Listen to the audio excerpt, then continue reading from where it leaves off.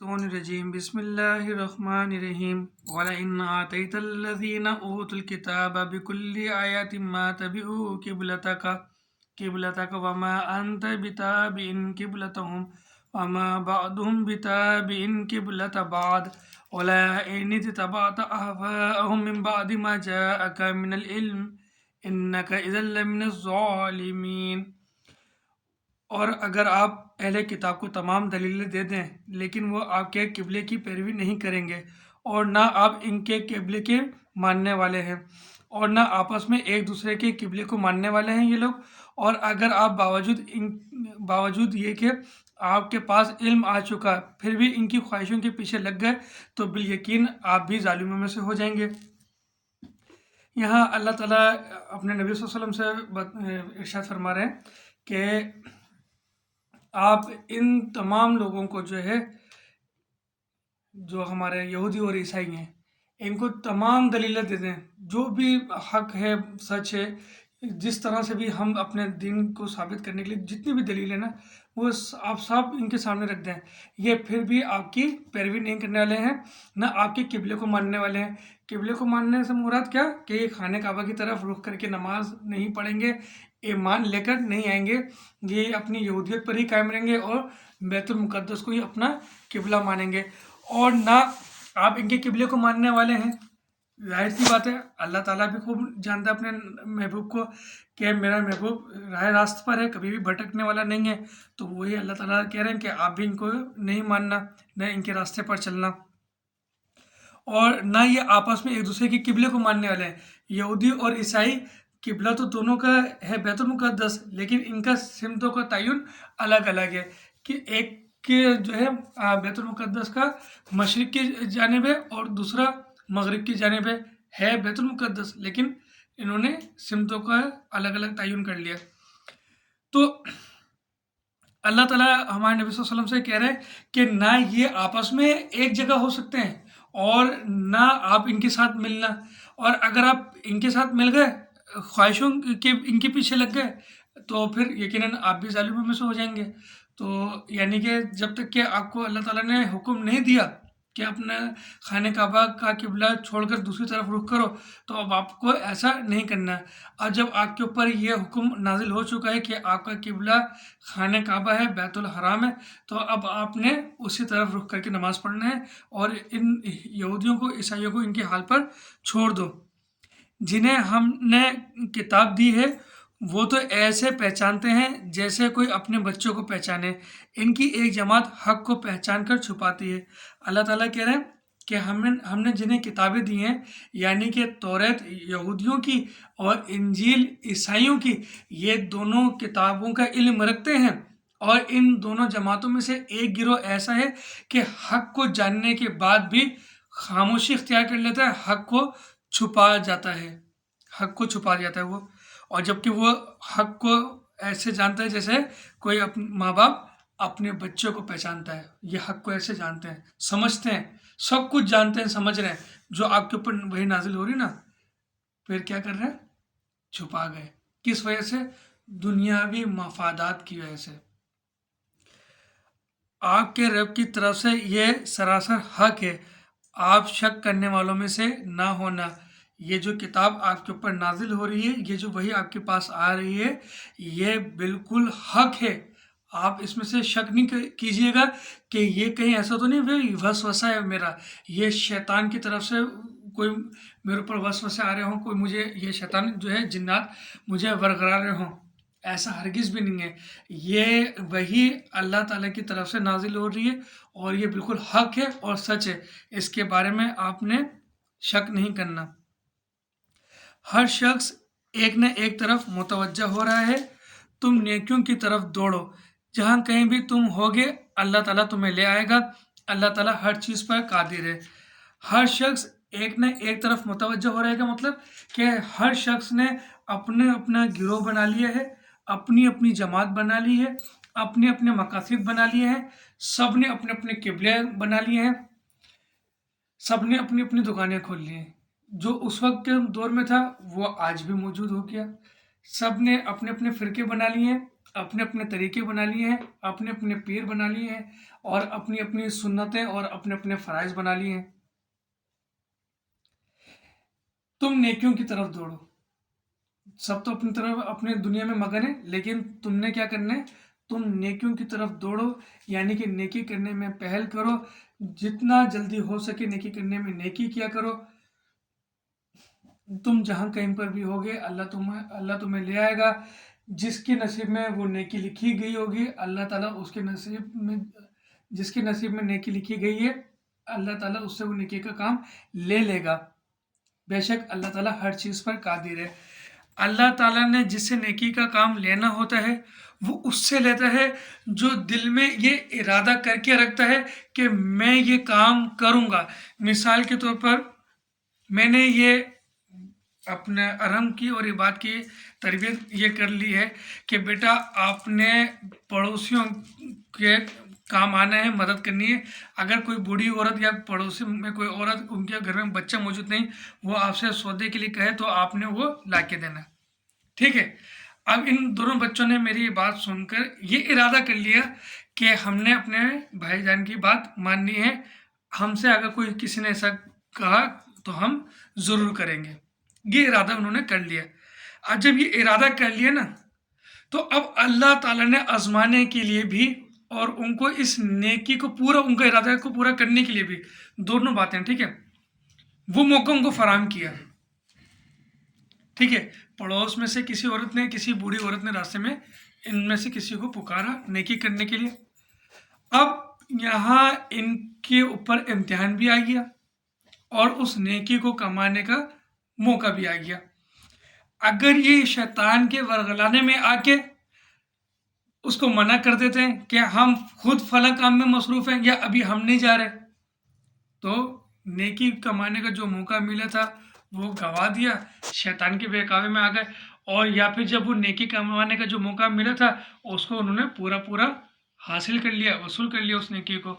जो अल्लाह ताला ने कहा कि तुम जहाँ पर भी कहीं होगे अल्लाह ताला तुम्हें ले आएगा, यानी कि तुमने जो इरादा किया है, तुमने जो इरादा किया ये एक तरह से तुम्हारा दावा है। अब तुम अपने इस दावे में पूरा उतर के दिखा दो, और जो पूरा उतर के दिखा देता है अल्लाह ताला उसके दर्जे बुलंद कर देता है, उसके अमाल में नेकियां आ जाती हैं। बेशक अल्लाह ताला तो हर चीज़ पर कादिर है। वमिन हैसु खरजता फवल्ली वजहका शतरल मस्जिदिल हराम व इन्नहु लल हक्कु मिर रब्बिका व मल्लाहु बिगाफिलिन अम्मा तामलून। आप जहाँ से भी कहीं निकले अपना मुंह नमाज के लिए मस्जिद हराम की तरफ कर लिया करें। यही हक है आपके रब की तरफ से। जो कुछ तुम कर रहे हो अल्लाह इससे बेखबर नहीं। अब तुम जहाँ कहीं पर भी होगे नमाज के लिए आपने क्या करना है? बैतुल हराम खाने काबा की तरफ नमाज पढ़नी है मुँह कर कर, ठीक है। और जो भी कुछ आप लोग अमाल कर रहे हो अल्लाह ताला उससे खूब वाकिफ़ है। और जिस जगह से भी आप निकलें अपना मुंह मस्जिद हराम की तरफ फेर लें, और जहाँ कहीं तुम हो अपना चेहरे इसी तरफ कर लिया करो ताकि लोगों की हुज्जत तुम पर बाकी ना रहे सिवाय उन लोगों के जिन्होंने इनमें से जुल्म किया है। तुम इनसे ना डरो, मुझसे ही डरो, और ताकि मैं अपनी नेमत तुम पर पूरी करूं, और इसलिए भी कि तुम राह रास्त पर आ जाओ। अल्लाह ताला ने इस एक बात को 2 दफ़ा कहा। अभी आपने पहले सुना कि तुम जहाँ कहीं से भी हो मस्जिद हराम की तरफ मुंह कर लो। अल्लाह ताला ने इस बात को दोबारा दोहराया। यही हमारे नबी सल्लल्लाहु अलैहि वसल्लम की भी सुन्नत है कि जिस बात को बहुत ज़्यादा उसको ज़ोर देना होता था, जिस बात की वक़्त को बढ़ाना होता था, तो उसको 2 से 3 मरतबा दोहराते थे।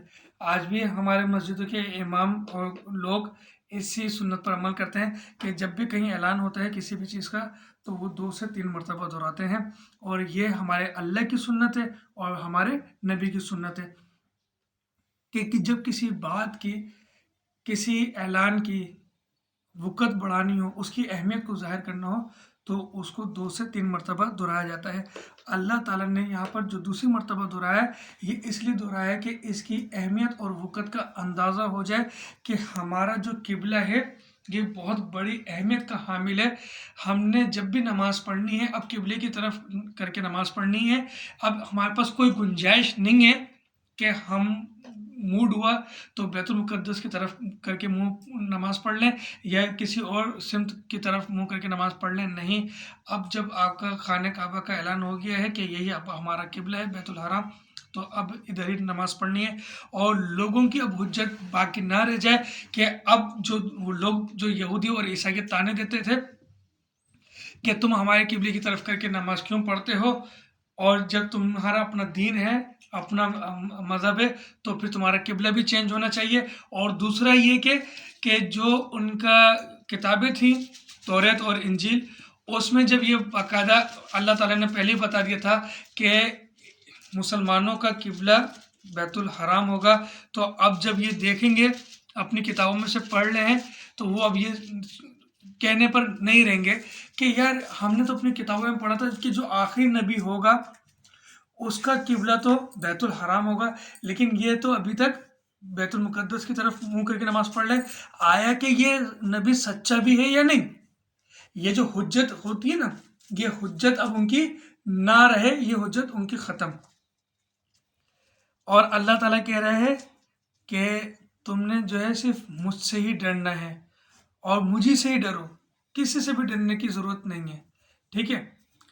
اور مجھے سے اس لیے ڈرو تاکہ میں جو ہے اپنی نعمت تم پر پوری کر دوں، جو اللہ تعالیٰ نے نعمت پوری کرنے کا وعدہ کیا ہے ہم سے۔ کہاں پر؟ عالم ارواح میں، جب ہم سے اللہ تعالیٰ نے کہا تھا کہ تم سیدھے راستے پر چلو گے، مجھے پر ایمان لے کر آؤ گے، میری بات کرو گے، تو تمہیں بدلے میں جنت ملے گی، یہ انعامات ملیں گے، تو میں تمہیں وہ نعمت پوری کروں جو تم سے کہا گیا ہے۔ اور اس لیے بھی ڈرو مجھ سے کہ تاکہ تم سیدھے راستے پر رہو۔ جب تک کہ ہم اللہ تعالیٰ سے نہیں ڈرتے ہم سیدھے راستے پر نہیں آتے۔ ہم نے اللہ کو جو ہے صرف مانا ہے، اللہ کے اوپر ہم صرف ایمان لے کر نہیں آئے پورے طریقے سے، ہم نے جو ہے نا اللہ تعالیٰ کو مان لیا لیکن اللہ کی نہیں مانی، ٹھیک ہے؟ اللہ کو ماننا کہ ہاں اس کا وجود ہے، لیکن اس کی نہیں مانی کہ وہ ہم سے کیا رہا ہے۔ جو قیامت کا دن ہے ہمیں اس کا بالکل بھی خوف نہیں ہے، اللہ کا جو عذاب ہے ہمیں اس کا بالکل بھی خوف نہیں ہے۔ اگر ہے تو پھر ہمارے اندر وہ چیز کیوں نہیں ہے جو یہ بتا سکے کہ واقعی میں ہم آخرت کے دن سے خوف رکھنے والے ہیں، ہم اللہ کے عذاب سے ڈرنے والے ہیں، ہم اللہ کے قہر سے ڈرنے والے ہیں۔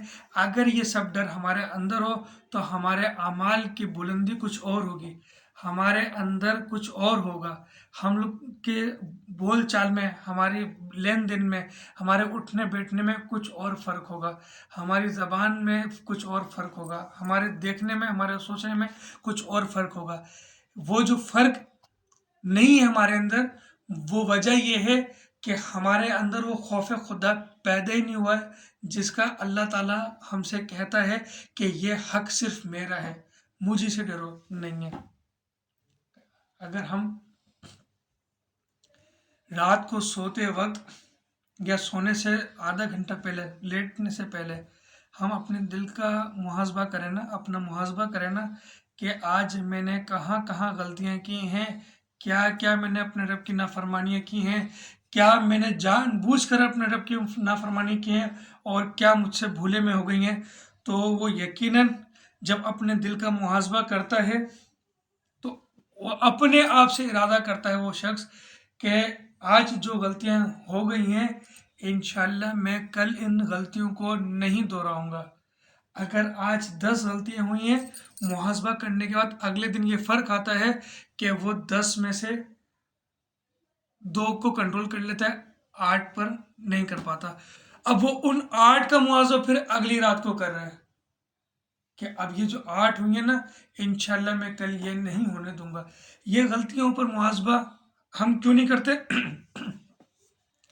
خوف خدا نہیں ہے، اللہ تعالیٰ سے نہیں ڈرتے ہم، مجھ سمیت بھی، میں اپنی بات بھی کر رہا ہوں اور سب سے پہلے اپنی بات کر رہا ہوں کہ اگر ہمارے اندر واقعی میں خوف خدا ہو نا، آخرت کے دن کا خوف ہونا، آخرت کے دن کا ایمان ہو، تو واقعی میں ایک انسان جو ہے نا اللہ تعالیٰ کا ولی بن سکتا ہے، اور ولی بننا تو بہت آسان ہے۔ اگر صرف اللہ تعالیٰ کی راستے پر چلنا شروع کر دینا بندہ اپنے دل میں خوف خدا پیدا کر کے، تو اللہ تعالیٰ کا ولی بن سکتا ہے، اور ولی بننا آسان ہے۔ صرف اس کے اوپر قائم رہنا بڑا مشکل ہوتا ہے، اس کو ہم سنبھال نہیں سکتے۔ اگر ہم 5 وقت کی نماز پڑھ لیں، اپنی زبان پر لگام لگا لیں نا، تو ہم اللہ کے ولی ہیں، لیکن ہم سے وہ 5 وقت کی نماز پابندی سے پڑھی نہیں جاتی، کہیں نہ کہیں بہک جاتے ہیں، بھٹک جاتے ہیں، چھوٹ جاتی ہے۔ اور اگر ہم نمازوں پر پابند ہو گئے تو پھر ہماری زبان کنٹرول میں نہیں رہ پاتی ہے، ہم کہیں نہ کہیں زبان سے ایسی بدگمانیاں یا ایسی غیبت کر جاتے ہیں یا ایسی بات کر جاتے ہیں کہ دل آزاری ہو جاتی ہے، کہیں نہ کہیں فلوپ ہو جاتے ہیں، گر جاتے ہیں، جس کی وجہ سے جو اللہ تعالیٰ کی طرف سے ہمیں ولایت ملی ہوتی ہے یا ملنے والی ہوتی ہے، اس سے ہم چوک جاتے ہیں، محروم رہ جاتے ہیں۔ اگر ہم نے آج بھی اپنے آپ کو یہ کنٹرول کر کے سیدھے راستے پر لیا ہے نا، تو اللہ تعالیٰ کے لیے تو صرف ایک دفعہ کا پکارنا بھی ہمارے لیے کافی ہے۔ ہماری ایک پکار اور اس نے قبول کر لی تو بس سمجھ لو کہ کامیاب ہو گئے۔ اللہ تعالیٰ سے دعا ہے کہ اللہ تعالیٰ ہم سب کی مغفرت فرمائے۔